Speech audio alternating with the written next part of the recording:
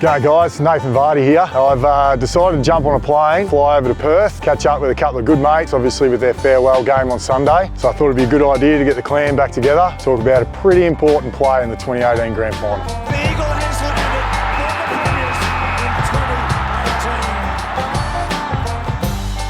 2018. So Guff, scores, galloping down the wing, mate. What's going through your head? I did see he was on the boundary and had pressure on him. I think it was Cripper maybe. Yeah. Not much was actually running through my head except for watching that ball and the way it was moving. Kicks inside 50. McGovern, what a player. I didn't see you, Mark. I was running the other way already. Yeah, I love the confidence, mate. I appreciate it. You were playing on Trelaw, weren't you? He was miles off you. It's my man. I remember Daniel Pratt saying when you mark it, keep your feet, because I always go to ground. He said keep your feet and play on quick. And then I looked up and there was a lot of magpies around and one big, massive ruckman with his eyes wide open saying, don't kick it to me. Yeah, that was the only option I sort of had to kick to. And I ended up mincing one to the big Vards. What a mark, Bruce, what a mark. And it goes to Vardy straight away. Talk to us about this one. Yeah, no, well, obviously when Gov took the mark, I knew I was within a kick. I started galloping down towards him and he's kicked this helicopter at me. And I've had to think while the ball was in the air, it's coming in about chest height. Do I take it in the hands or do I take it on the chest? And I thought, nah, I've got my opponent beat. I'll take it in, bring it in tight into the chest, grabbed it, held it strong too, and then wheeled around. I was like, all right, there can't be much time left. I'm gonna have to keep this ball moving. And I've just decided to kick it as high and as long as possible, just to hope for the best. And I was lucky old mate was perched there ready to sit on someone's brain. He was probably the only person in our team and on that field that you could get away with that type of kick. A couple minutes to go though, we usually like to use the corridor and you've gone boundary. Yeah, so swimming between the flags. So my flags are about this wide, so it's straight down the line, straight through the play where the player just comes. So there's plenty of numbers, but yeah, safest option for me at the time, Dom. Just roll on to the left next time, corridor. Don't look so scared when you're marking it. Don't remind them, but I'm well aware that there was a specky in the back pocket, there was a specky on the forward flank, and then old mate kicked a goal from the grandstand. So the chest mark does seem a little bit less. It's probably undervalued, really.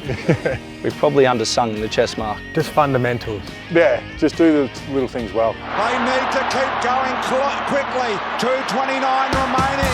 Ryan with a big mark. Obviously I was looking up the ground, saw Gov take that mark and I kind of sprinted back a bit. I probably would have started about where Vardy took that mark and then I rolled to get forward quick and then Vardy took that mark and obviously he just rolled and kicked it long to me or Hutch or just in the air. And then you've seen in the first quarter where I my pants, going back with the flight where Duggo kicked it. So I thought I'd just go and just try to jump for it.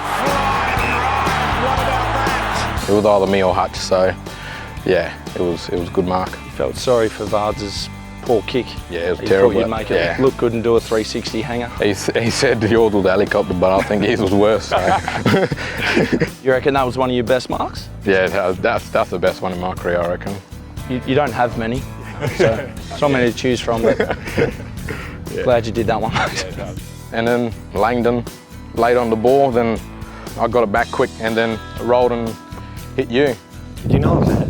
No, actually, I saw Willie on his own, and then I think like Maynard or someone was on him, and I just tried to kick it low. Then you read the play from Gov earlier, knew we was going to win it, so you snuck forward real quick, and I seen Willie then, and then you popped up. You're always sneaking around when you're playing all the time, so. You were meant to be on the bench, I think, wasn't it? I was meant to be on the bench. Both of us, eh? Yeah, so. You was running off, weren't you? Yeah, I was taking the long way around to get there, so. He plays on. Ball to Sheets, too long. Maynard. Pretty much just went through 3 contests. Do you know what I mean? You just got to go through 3 contests and win them. It's not that hard. Yeah, well, I thought a couple of minutes to go as a midfielder, just don't run with the play and just sort of hang around this area and see if someone stays with me. So they didn't. So I was free the whole time. Tell you what, when I was lining up for goal though, I don't remember what I was thinking. It all went so fast, you know. It was a very nervous feeling, that's for sure. I didn't want to snap it and belly it to the end, you know, in the middle of the G. I'd never been good at snapping the ball, so keep it all nice and straight. Try not to take up too much time in case I missed it. I reckon I would have felt more pressure if I was 30 metres out straight in front, because then I'm expected to kick it, you know, whereas this one was more so low percentage shot. So just have a ping and see how you go. If not, we'll get another go at it. Yeah, we missed about 10 shots before that, so, and I just remember getting everyone to set up again because we weren't expecting the hardest one to go in. Sheed from the boundary. Needs to be in perfectly yours. He's got the most impossible goal. There was not too much going on in my head either. I think that's the beauty of it and a big reason why I kicked it, because I wasn't thinking too much. You haven't been a big celebrator either in No, your career. I haven't. I don't know. I think the moment got the better of me, eh? I'm glad you did though, mate. There was only 2 or 3 boys that got around you for the context of the game, because everyone was so hell-bent on obviously finishing the game off. Should have had all 18 of us over celebrating with you, but there was only 3 or 4 boys. Our water boy come to celebrate with you. Yeah, I was just going to say that. Come in, stop. Yeah. Nah. I didn't know he was there. I'm nearly packed him with the celebration. I didn't know either, and then I watched it back.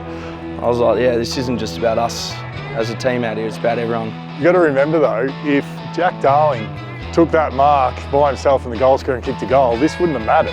No. We would have won by 10 points. Your chesty wouldn't have either. No, none of it would have mattered. But he spilt the beans, and all of a sudden this was the one that got us over the line. Not a bad time to hit your only target for the day, I'll tell you that much. They've got a brand new stadium, a big one, and they're going to put a big flag up there. Game was full of a lot of big moments. That hit on Maynard, I remember that got me going, that's for sure. Willie's goal in the first quarter, yeah, their little, it was a game of just so many little moments. Yowie kicked that goal too when he was getting tagged. Carried on a bit, but got the boys going a bit.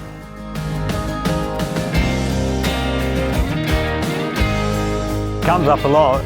It comes up a lot. It still gets spoken about a lot. It's probably because I bring it up usually. Can you buy me that beer? I kicked that goal, remember? I sleep in my medal.